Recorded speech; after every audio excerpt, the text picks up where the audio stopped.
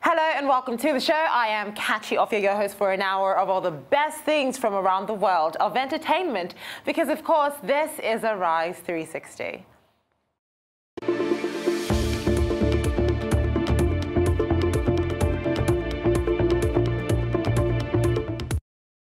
So we've come to the end of the first week of 2019. Yes, we made it, and what a week it has been.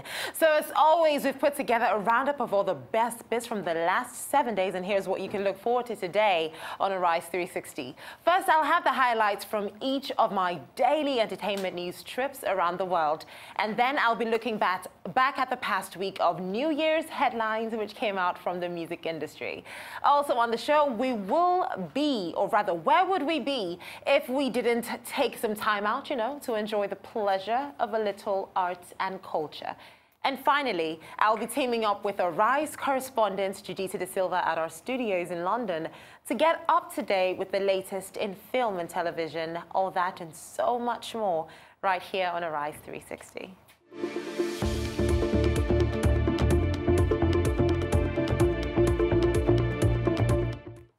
So, as you all know, we rang in the new year this week, and that brought lots of great news. So let's take a look back on what happened in a week around the world.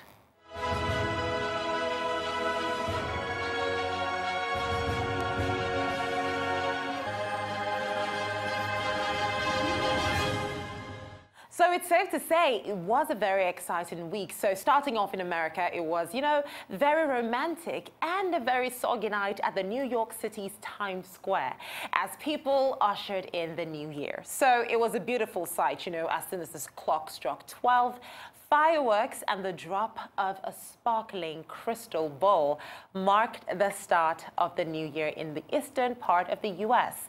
Now, many of the people in and around the square literally had a lot of fun, as you can see. They spent nearly half the day in the chilly rain just waiting for the ball to drop. It was that intense. So partygoers were paying up to $10 just for plastic ponchos to make sure they could stay dry. It was that major.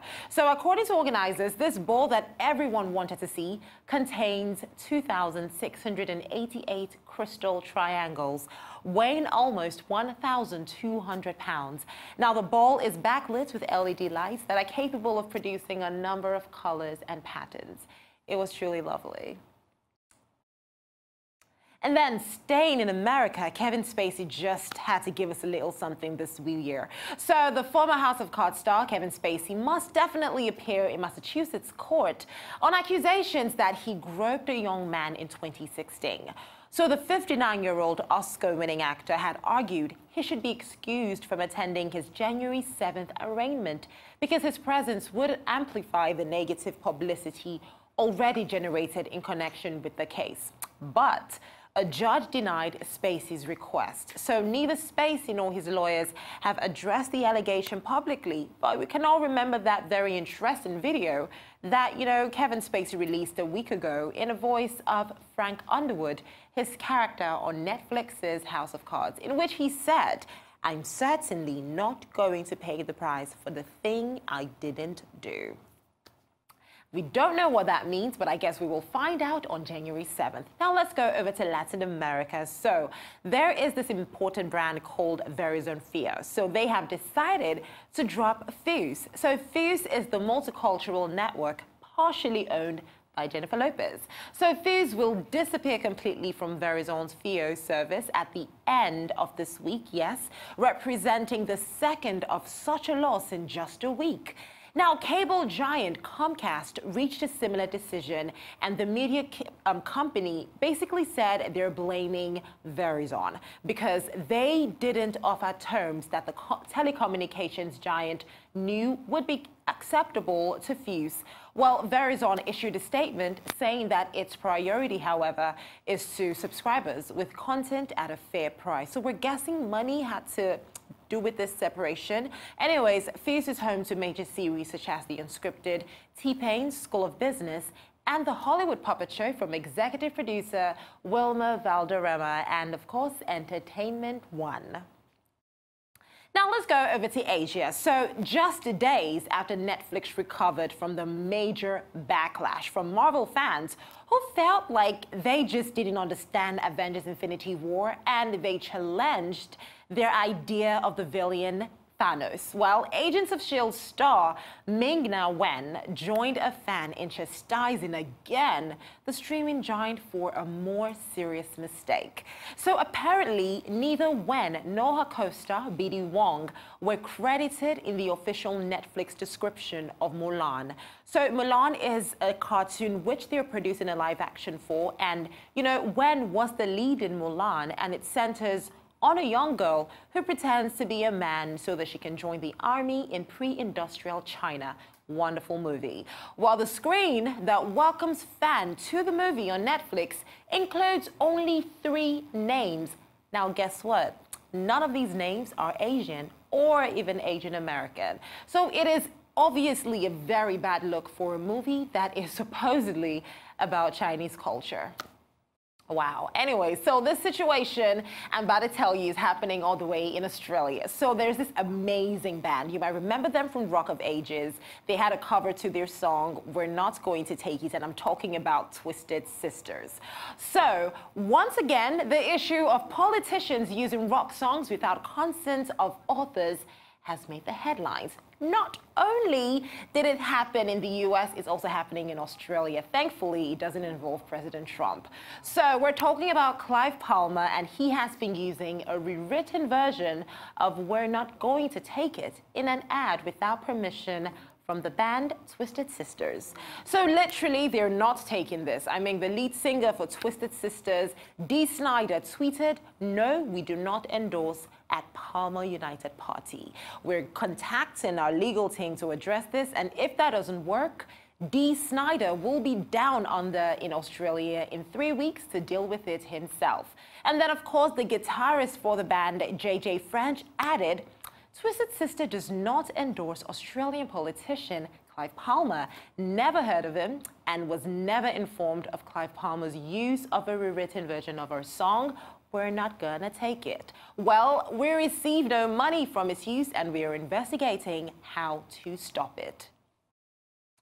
Well, on to something very sweet and royal. Over in the UK, the royals had a very eventful 2018. I mean, we have to give it up. And of course, to celebrate the new year, they revealed their best moments from 2018. Take a look.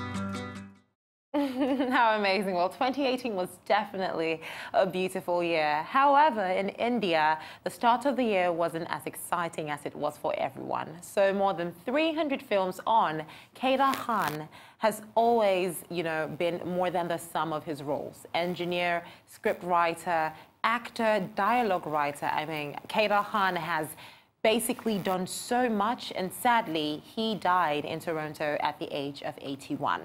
Now, Kader Khan was that rare film personality who was equally important on screen as he was off screen, with writing credits in over 250 films. Now, before he slipped into the skin of his characters on screen, playing either the buffoon, controlling father, or the villain in a range of films, good or bad, Kader Khan took his first tentative steps in Bollywood as a back-end writer, giving shapes to storylines. Now, Bollywood stars Amitabh Bachchan, Akshay Kumar, amongst others, posted tributes as Bollywood continues to mourn the veteran. So now let's finally get down to Africa. So Davido had a very eventful week. So let's start with the fact that he reacted to the claims that he assaulted Kiss Daniel's manager, Tomi Lawrence, during his recently concluded concert in Lagos. Now, while reacting to comments on his Twitter page, Davido said he apologized for assaulting Kiss Daniel's manager, even though he didn't assault him. Okay. Now, even though it's not really clear if he slapped the manager, yes, it's obvious something closer that might have happened. Well, Kiss Daniel was supposed to perform his hit song One Ticket with Davido, and we just came out and we saw Davido singing the song all alone because Kiss Daniel left the scene abruptly. Davido obviously had a great time performing the song, was really quick about it, and moved on to the next song right after that. Also in Africa, a lot of people are getting really scared because Netflix is just putting people on their toes. So frightened by Netflix's growing popularity amongst African viewers, MultiChoice, Africa's largest television operator, wants the global streaming platform to be regulated. Now, in a report by Quartz Africa, the chief executive officer of MultiChoice, Calvo Mawela, blamed Netflix for the loss suffered by the company in the 2017 financial year. So Mawela said more than 100,000 subscribers and an additional 40,000 were lost to Netflix. And in a 2018 interview, the MultiChoice boss called on regulators to clamp down on Netflix and other over-the-top services. Well, while MultiChoice and StarTimes are currently really battling with Iroko TV, basically a leading streaming platform for original Nigerian content, it looks like the involvement of Netflix might have just spearheaded another line of competition in 2019. And on Arise 360, we live for this kind of competition.